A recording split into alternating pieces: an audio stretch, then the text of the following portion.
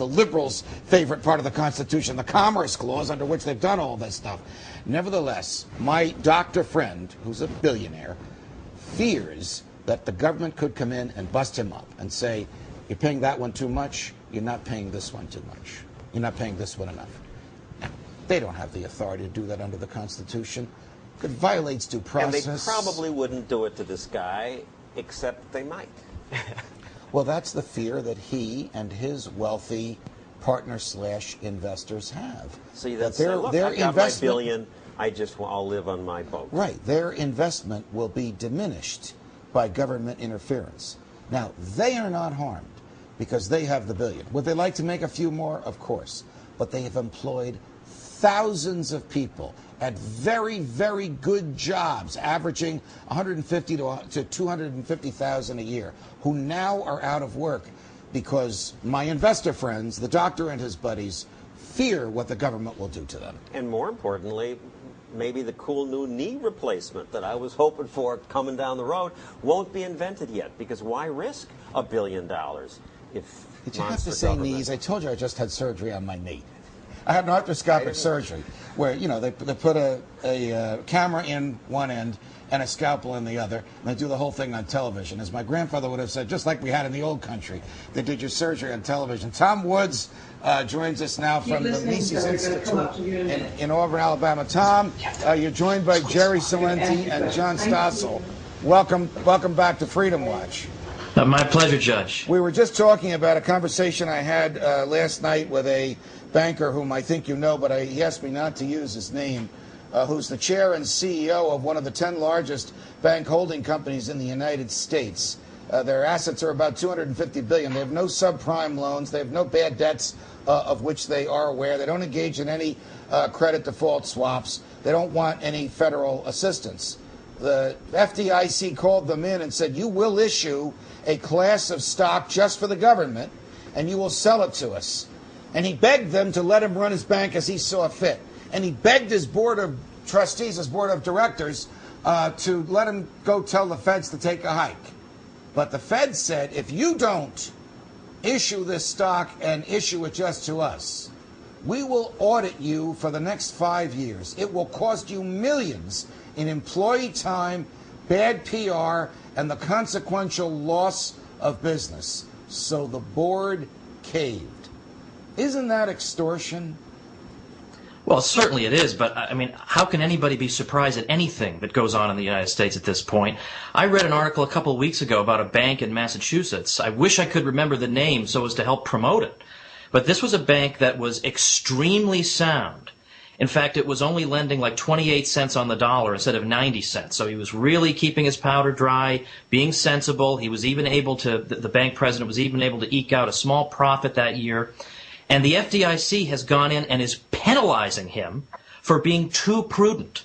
So we're being told that we need more regulators, we need more regulation. The regulators are as clueless as anybody else. If the whole system is going to rest on the thin reed of a bunch of blockhead regulators, we are in serious trouble. What we need is a free market of profit and loss, and we need a free market also in money. It's the Federal Reserve and all the funny money it throws into the economy that discombobulates us in the first place. We need to go to the root causes. Isn't that what the left is always talking about normally, the root causes? Well, there it is. It's Ben Bernanke smiling at you in the camera. Doesn't anybody understand that the government doesn't know how to run a business? They own 80% of slightly under 80% of AIG. The House publicly condemned it. The House voted to seize assets from it. The government is trashing it. The president is blasting it. Will they do this to other businesses that they own, Stossel? Well, I think AIG is too complicated for the public to get that government doesn't run business as well. But you'd think we would have learned something from the Russians trying to run steel mills and airlines. It always failed. The best car they could produce was the Trabant, which was so bad that you had to put the oil and gas in separately and shake the car to mix them together. And this was those brilliant East German engineers. Governments suck at running things, but we haven't explained it to people. So I'm going to go to my car shop, my car dealer, and bring in my car and say, I need 2 new tires, and I'm going to sign a piece of paper, which is basically a contract, in which they'll say, yes, we'll put these 2 new tires on for you. It'll be done by such and such a date. and here's what you pay us. And let's say it's $200 a tire. I come back and the bill is for $1,500. And the guy says, well, the federal inspectors were here, and they didn't like the contract that we signed. They thought that we didn't charge you enough. And by the way, in their opinion, you needed a new carburetor, and you needed a new oil filter, and you needed a new drive shaft, as well as 2 new tires. Won't the public say the federal inspectors must be right? They must know better. They wouldn't have said that. Is this a legitimate fear, Tom Woods, that the everyday, hardworking, blue-collar American could end up in a dilemma like the one I just described? Yeah, I think so. I mean, it seems to me, I used to think that Gerald Celente was being, too pessimistic, and I felt like Mr. Sunshine compared to him. But, it seems like when you have a regime that does the exact opposite of what common sense would indicate in every opportunity it has, how can we expect a good outcome? I mean, I actually considered writing a book on how to learn basic economics by reading what the government tells you and then believing the exact opposite. Well, let's look at the facts. Show me one success that Washington could pin on and say, look at the great job we did. Oh, Katrina, wonderful job. Oh, the World Trade Center, boy, did they build it bigger and better before. Oh, they're doing a great job with these wars. World War II. They always cite World War II. Yeah. But, I mean, that's, we're talking ancient history now. We're talking what has the governments done in our lifetime as adults that they could show one great success and say, look at this. Look at the great job that we do. Who are the people? Who are the people? Oh, Larry Summers. Oh, yeah, great. What was his last job? He got fired from Harvard, one of the Clinton administration guys. I mean, you go through the whole list.